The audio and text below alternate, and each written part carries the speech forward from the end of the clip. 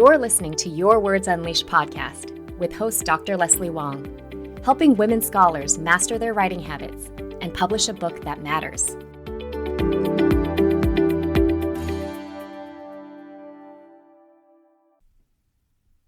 Hello there, scholars. Welcome to the 50th episode of this podcast, which is also the second installment of my series about leaving academia.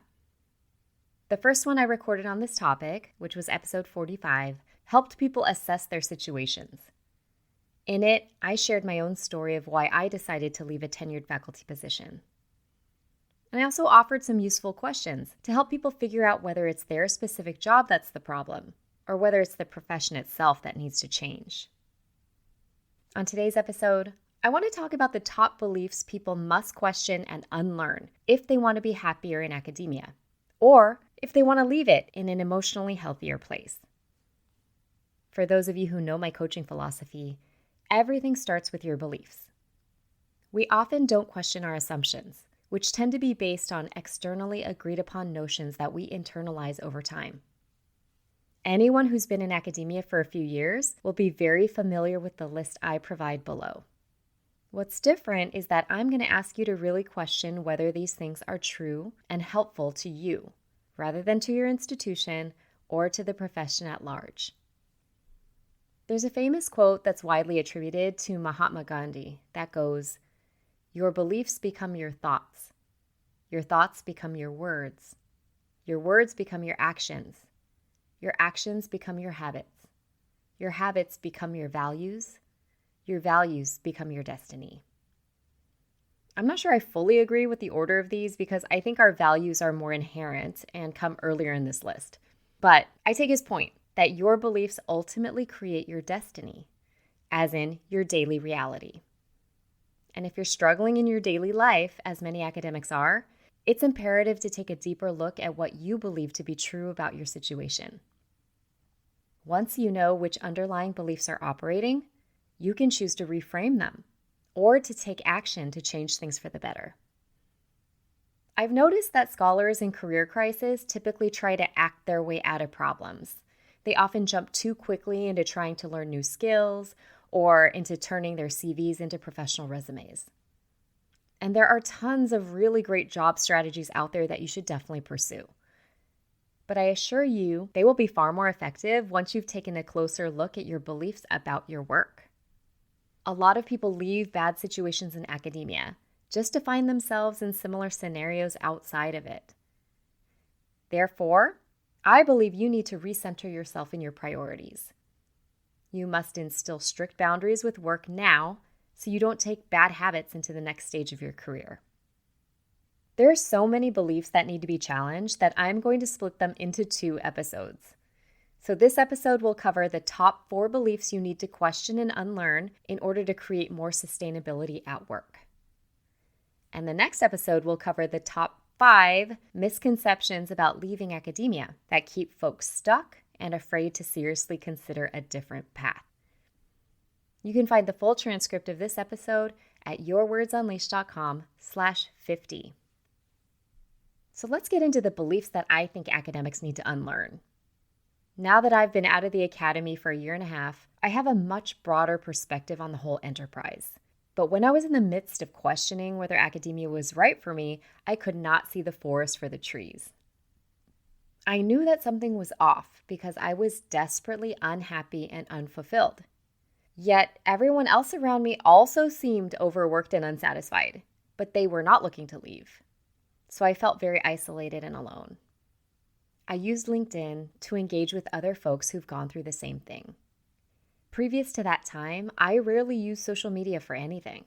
But when it came to processing my emotions about leaving academia, engaging with strangers on social media ironically felt safer than my daily work context. So the beliefs I'm going to talk about came up repeatedly in my conversations with other transitioning academics.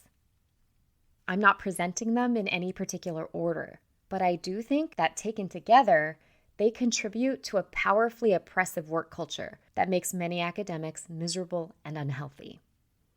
They also keep many people from exploring their options beyond higher education. So step 2 of leaving academia is to start questioning and unlearning these 4 beliefs. The first one is, I think, the most insidious of them all, and it is that your personal identity and your work are one and the same. When there's no separation between these two things, your sense of self-worth derives directly from your academic accomplishments. When you put all of your life's meaning into your work, everything else necessarily takes a back seat, including personal relationships and your mental and emotional and physical health. Now, I know that many folks don't believe this, and they actively and intentionally invest in other areas of their lives. But these people are in the minority, and they also tend to be tenured or more experienced. I would argue that nearly all junior scholars believe this in some form. A lot of my work as a coach is to help people start creating more objective distance between themselves as a whole 3-dimensional person and their work. Because if you don't separate these two things, then how you feel about yourself is entirely determined by external standards of success and other people's validation. What I've seen happen when people allow their academic identity to swamp everything else is they allow work to come before their health, they allow work to come before their relationships, and they're so fixated on their scholarly productivity and how they're perceived by other scholars that they're actually unable to appreciate other aspects of their lives. I've known many people like this, but one in particular stands out to me. This person found their life partner at a young age, got a good job right out of grad school, and had 2 healthy children. They were also able to purchase a home in a desirable area only a few minutes away from grandparents who provided a lot of childcare and support.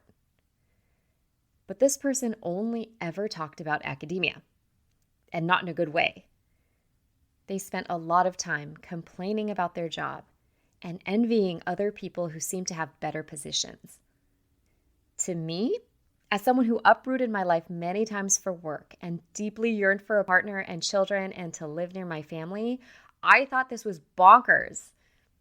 It made no sense to me that this person couldn't appreciate how well everything had worked out for them in their life as a whole. But this individual had fully conflated their identity and most of their life's meaning with their career. So when the career wasn't going the way they wanted, everything felt terrible to them. Don't let this be you. This leads into the second belief academics need to unlearn, which is that success is only defined in terms of measurable outcomes. This obviously includes publications, but also grants and fellowships, jobs, disciplinary awards, getting tenure, and moving up the academic hierarchy. What this means in practice is that the focus is entirely on outcomes, never on process.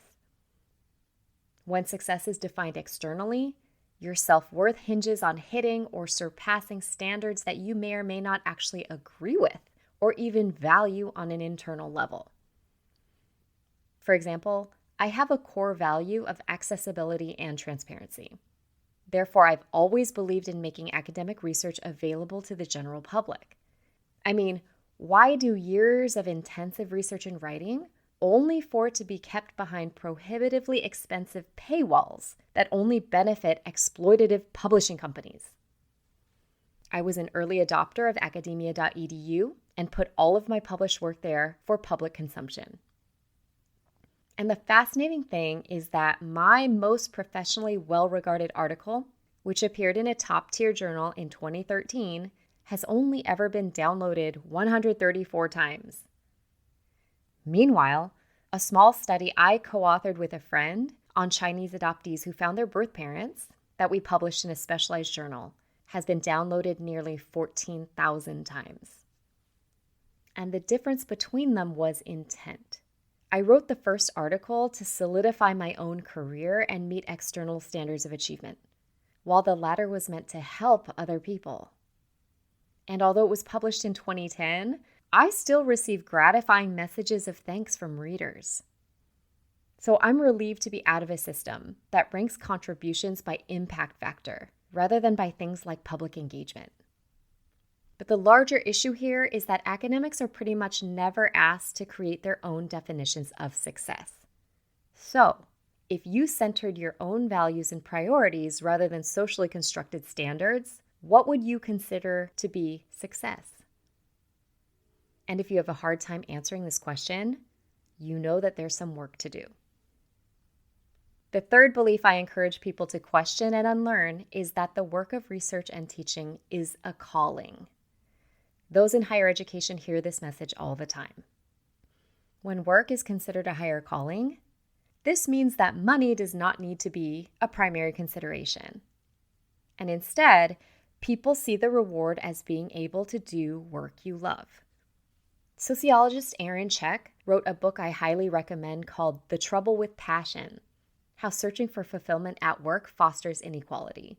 And she uses the term passion principle to describe people who use personal fulfillment as the central guiding principle for their career decisions. Academics clearly fall into this category. I mean, how many times have you heard other scholars say things like, "I didn't get into this for the money"? And there's nothing inherently wrong with following your passion. However, Check shows that it can lead to exploitation, as people often end up prioritizing meaningful work over earning a living wage. Think about how little adjunct lecturers are paid. Many folks are overworked, yet barely making ends meet on a monthly basis. It's a travesty. I think part of the reason why it's hard for academics to openly discuss their desire to earn more money is because they're scared of being labeled a sellout. I know of someone who was hospitalized from burnout from her academic position. When she decided to take a role in the private sector, her academic supervisor actually called her a sellout. I'm here to say that prioritizing your financial well-being and your quality of life are good things to do. And also, doing meaningful work and making more money aren't mutually exclusive. There are many fulfilling jobs out there that also provide higher salaries and more stability. In my case, it was incredibly scary for me to give up the security of a tenured position. But in each of the first 2 years of my business, I earned more than I ever did in my faculty job while working a third less time. And the mental freedom that comes from leaving behind a toxic, dysfunctional, highly politicized, overly workaholic environment has been priceless. So if you strongly identify with the belief that work is a calling, start investigating where else in your life you've been sacrificing to fulfill this mission, and commit to recentering your own needs. This is actually a good segue to the fourth and final belief I'm going to talk about on this episode, which is that boundaries with work are bad. Okay, so no one will actually come out and say it that way, but this is the underlying message academics receive from day one in grad school. And I'm not saying that this is an issue that only plagues higher education.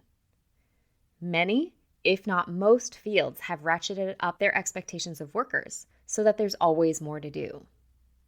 Many workers must deal with pressure cooker environments. That said, I don't think I ever saw true work-life boundaries modeled by anyone when I was in the academy. When I was a grad student, I met with an assistant professor in office hours at 5 p.m. one day. And she told me guiltily that it was her 15th wedding anniversary, and she hadn't even thought of what to get her husband.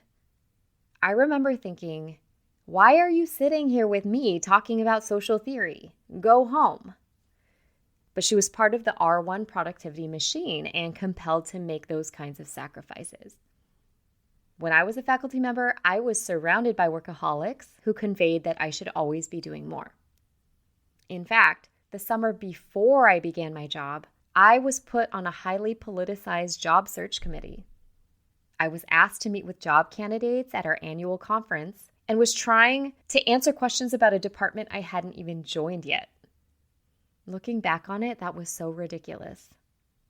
In academia, the goalposts keep moving so that you're never confident you've done enough. And who does this ultimately benefit? The system. And like I've talked about, inherent in the idea that boundaries are bad is that your own mental and physical well-being should be a secondary consideration. In other words, self-care should come last, and rest should be a reward that's earned. I've talked about how we need to view rest as an essential component of productivity. If we don't treat it this way, we will easily burn out because people invariably end up neglecting their basic personal needs. I'm not just talking about eating well, sleeping enough, and getting enough exercise. I know many people who've suffered from ongoing, sometimes debilitating stress-based illnesses because they've never instituted any boundaries with work. And they've often put off attending to their own mental, physical, and emotional needs until crisis hits. Scholars today are laboring under increasingly grueling competitive conditions, and any desire they might have for a less stressful life gets subsumed under the constant struggle to meet the next deadline, publish the next paper, or obtain the next position. As one person commented on one of my LinkedIn posts, academics believe you have to work 80 hours a week if you want to be successful. And if you don't want this job enough and don't deserve it. Meanwhile, a sense of lasting happiness or stability becomes a destination that gets pushed further and further out into the future. If this is you, then at the very least, you need to set some hard limits on your work hours and challenge yourself to stick to them. You are never going to get everything done, so prioritize the things that make you happier, which will make the work more sustainable. I would recommend you do a taking stock exercise where you systematically list out everything you're involved in and calculate how much time you spend on each of these tasks per week. Then rank order everything on a scale of 1 to 10, with 10 being the most amount of satisfaction you derive from the task. Anything that ranks 6 or below, you need to find a way to delay, delegate, or delete from your list. And if you find that most of what's on your list ranks 6 or below in satisfaction, you should start questioning whether this is the right line of work for you to be in anymore. So let's sum everything up. I've given you 4 major beliefs that undergird academia and the higher education system. And these are, number 1, your personal identity and your work are one and the same. Number 2, success is only defined in terms of measurable, externally defined outcomes. Number 3, the work of research and teaching is a higher calling. Number 4, having boundaries with your work is bad. Many people start down the academic path when they're quite young and impressionable. Therefore, it's even harder to unlearn ideas that have defined your life for decades. I, for one, initially found it really hard to challenge these beliefs because they felt fundamental to who I was. Doing this kind of self-investigation is uncomfortable because you might come face to face with some hard truths about what's not working. But unless you question these socially constructed norms, you won't be able to figure out a better, more sustainable path. So I commend anyone who's willing to look inside for answers. One thing that helped me was to remember that your institution and the academic machine in general will never love you back. Therefore, you don't need to sacrifice your own well-being for the sake of work. And ultimately, I want to validate your experience and challenge you to dream bigger. So go ahead and start envisioning new possibilities for yourself. I'll be back soon with the next episode in this series. Reach out if you need more support.